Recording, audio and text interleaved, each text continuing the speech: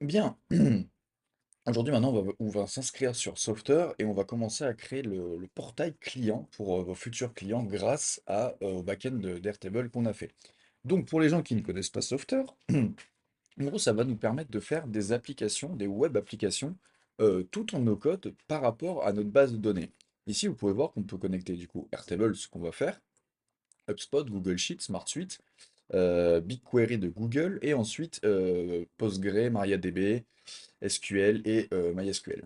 Donc ça, c'est si jamais vous avez des serveurs entreprises, notamment du WordPress, etc. On pourrait potentiellement faire des applications avec WordPress. Je viens de capter, parce que du coup, MySQL, en fait, c'est la base de données qui régit, enfin le langage qui régit les bases de données WordPress. Donc pourquoi pas plus tard.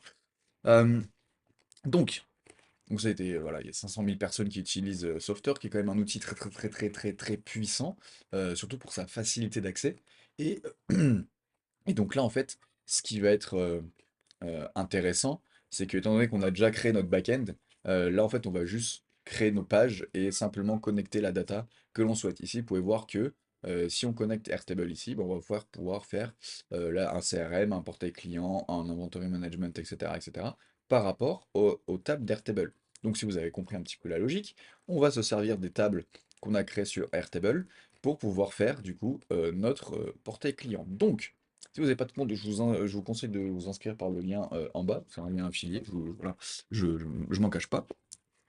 Et juste pour que vous ayez une petite idée de la puissance quand même de Software, c'est que nous, vu qu'on est des gros rats, on va pas du tout payer les plans, parce que pour le moment, on n'aura pas forcément besoin, bien entendu, si vous voulez scaler, si après vous êtes à l'aise avec Software, rien ne vous empêche de payer, mais là pour le moment, pour le bootcamp, il n'y aura vraiment pas besoin.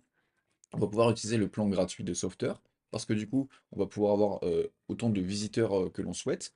5 internals et 100 external app users. Donc 5 internals, ça serait par exemple des collaborateurs de votre équipe, parce que du coup, ça marche au nom de domaine de l'adresse mail. Et les 100 external app users, ça va être vos clients en fait. Vous aurez la possibilité d'avoir jusqu'à 100 clients en version gratuite et surtout un nom de domaine personnalisé. C'est pour ça que du coup on va utiliser Software, c'est pour le nom de domaine personnalisé, parce qu'il n'y a pas beaucoup de sites dans les versions gratuites qui proposent un domaine personnalisé. Donc c'est pour ça on s'en servir.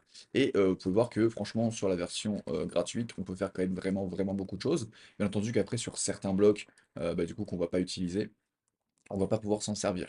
Peut-être la seule chose qui va nous poser problème, ça sera pour le bloc custom code qu'il faudra potentiellement payer.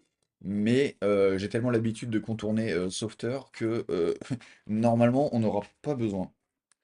Et quand je dis contourner, c'est-à-dire que il y a plein d'applications en fait où certains blocs sont payants, mais avec un petit peu de logique et de jugeote, on peut réussir à contourner ça. Ok? Donc, une fois que vous êtes inscrit, on arrive du coup dans votre tableau de bord ici. Et le gros avantage de Software, en fait, c'est que sur un même compte, en fait, on peut collaborer sur plusieurs workspaces. Je vais pouvoir vous montrer. Ici, vous voyez que je suis collaborateur de plusieurs workspaces. Ok. Donc là, il y a des clients et il y a mes trucs perso pour les écoles. Ok. Donc ici, sur mon workspace Apprendre le no-code, vous pouvez voir que j'ai déjà fait plein d'applications. La seule qui est publiée en gratuite, c'est le site apprendre-le-no-code.fr. Il faudrait d'ailleurs que je change, mais bref. Et du coup, après, on va pouvoir créer comme ça pas mal d'applications, autant d'applications que l'on souhaite en fait, directement dans notre compte. Ok? Donc, la première étape qu'on va faire, on va faire Generate from Data, parce que ça, c'est du coup une nouvelle feature qu'on va tester ensemble. J'ai pas eu l'occasion de tester, parce qu'avant, il n'y avait pas ça. Il fallait juste partir de zéro et du coup créer nos pages indépendamment et ensuite connecter les tables. Ici, on va juste simplement faire Generate from Data. Et ici, en fait, donc là, normalement, vous avez rien. Donc, on va faire Add another data source. Et du coup, voilà. Ici, vous allez pouvoir utiliser soit Airtable sur Google Sheet depuis la data existante. Attention. Parce que là, vous voyez que c'est pas possible d'utiliser les autres modèles de data. En revanche, si on fait Start from scratch, pardon, si on fait Create from application, après, ici, on va pouvoir connecter n'importe quelle base qu'on avait vue sur la page d'accueil. Donc, ici, hop, Airtable. Et là, en fait, vous allez faire votre première connexion API. Donc, c'est-à-dire que là, vous allez rediriger sur un écran qui va demander à Software. de se connecter à Airtable, ok? Donc là, dans tous les cas, si vous êtes connecté à Airtable, vous aurez cette interface si jamais, bah, du coup, vous vous connectez à Airtable. Et ici, dans Ajouter une base, c'est là que on va récupérer notre base de données. Donc du coup, c'est celle-ci. Et une fois qu'on a fait ça, en fait, on va dire à Software, OK, maintenant tu as le droit d'interagir avec cette base. Donc après, il pourra écrire, lire toutes vos données. OK, donc là, on va faire octroyer l'accès. Donc là, ensuite, une fois que la liaison est connectée, on va pouvoir le voir, parce qu'on va pouvoir sélectionner notre base. Et là, du coup, voilà. Select tab to include in your app. Maintenant, il va nous demander, OK, quelles sont les tables que tu veux utiliser dans ton application. Donc, ici, plusieurs choix. Soit vous êtes à l'aise avec Airtable et l'interface vous convient, du coup on n'aura pas besoin d'ajouter forcément les prospects et les clients. Soit Airtable ça vous plaît pas trop et du coup vous pourrez créer votre propre gestion d'administration directement sur Software. Donc là ça c'est vous qui voyez. Vous savez quoi pour l'exemple, on va faire Select All. Ok. Du coup il va y avoir tout ça comme page. Ok. On va faire continuer. Et si jamais euh, si jamais, on pourra les enlever. Ici, il va vous demander, OK, quelle est la table que tu souhaites utiliser pour tes utilisateurs? Ici, nous, étant donné que c'est un portail client, on va du coup choisir notre table client.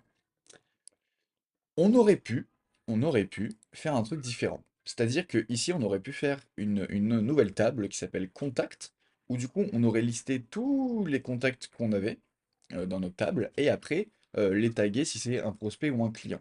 OK?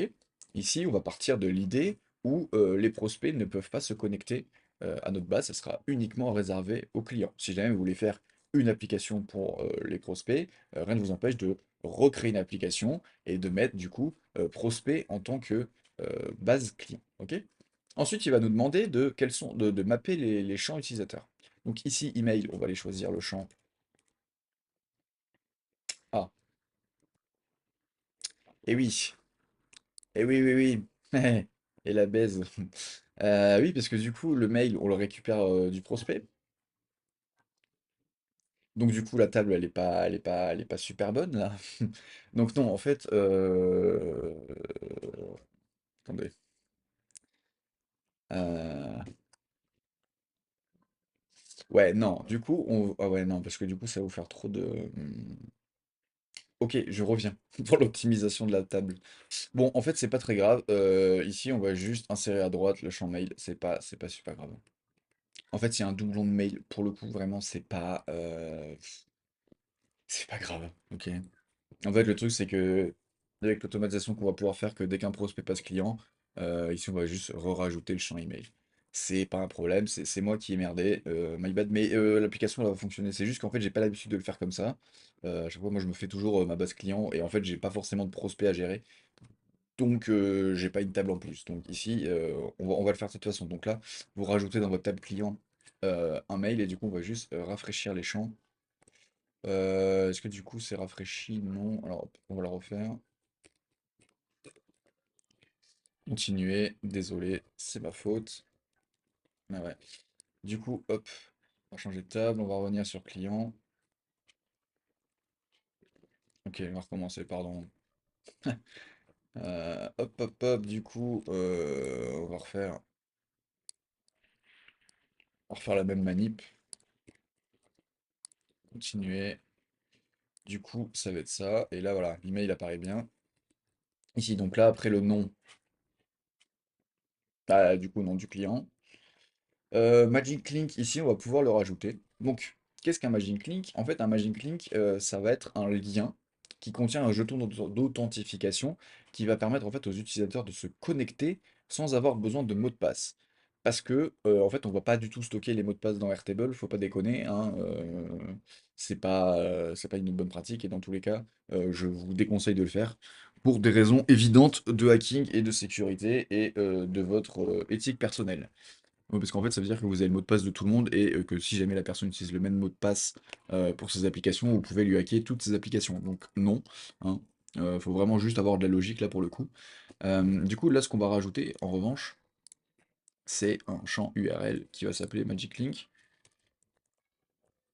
Donc ça, je le mets ici, on va pouvoir le rajouter par la suite. directement dans l'application. Create date, bah, ça du coup on l'a fait, c'est date de création. Et donc, comme je vous ai dit, soit on fait un mot de passe temporaire que la personne reçoit, soit faire un Magic Click. Étant donné que Magic Click, ça sera un petit peu nouveau pour vous, autant utiliser le Magic Click parce que vous allez voir que c'est vraiment quand même incroyable. Voilà, ensuite on fait Save and Sync et ça va nous générer notre application avec les pages du coup qu'on lui a demandé. On va attendre que ça se génère.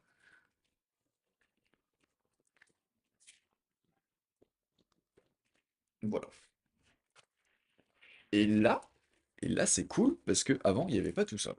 Et en fait là, on va pouvoir, là si on retourne dans les pages, on voit bien que toutes les pages en fait ont été créées par rapport à nos bases de données. Parce que en fait dans Sauveteur, dès qu'on crée une nouvelle page, après il fallait dire en mode ok quelle est la source que tu veux, quelle est la nanani nanani nanana. Ok? Donc là juste pour le Magic Click, on va revenir ici dans Utilisateur. Donc là on voit bien que c'est bien connecté à la table client.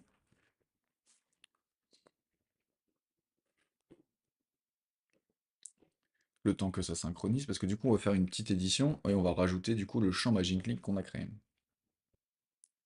Heureusement qu'on n'a pas 25 000 clients pour la synchronisation MDR. Ici, vous pouvez voir aussi, on va pouvoir créer des groupes utilisateurs. Donc en fait, ça peut être très utile si jamais on a simplement bah, en fait, des rôles et des conditions.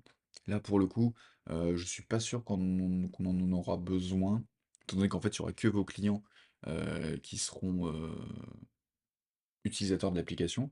Mais si jamais il y a besoin, on pourra le faire. Donc là, on va faire éditer la connexion. Et là, dans le Magic Link, normalement, il va pouvoir le capter ici. Voilà, Magic Link. On va save and sync. On attend que ça refasse bien la synchronisation. Ok. Et après aussi, on va pouvoir dire que certains groupes d'utilisateurs auront des restrictions en termes de data. Et voilà, on a déjà en fait notre portail client. Bien entendu qu'on va on va continuer de rajouter des champs, de rajouter des pages et de vous expliquer bien comme il faut. Voilà, c'est la première introduction et bien joué, vous avez votre propre web application.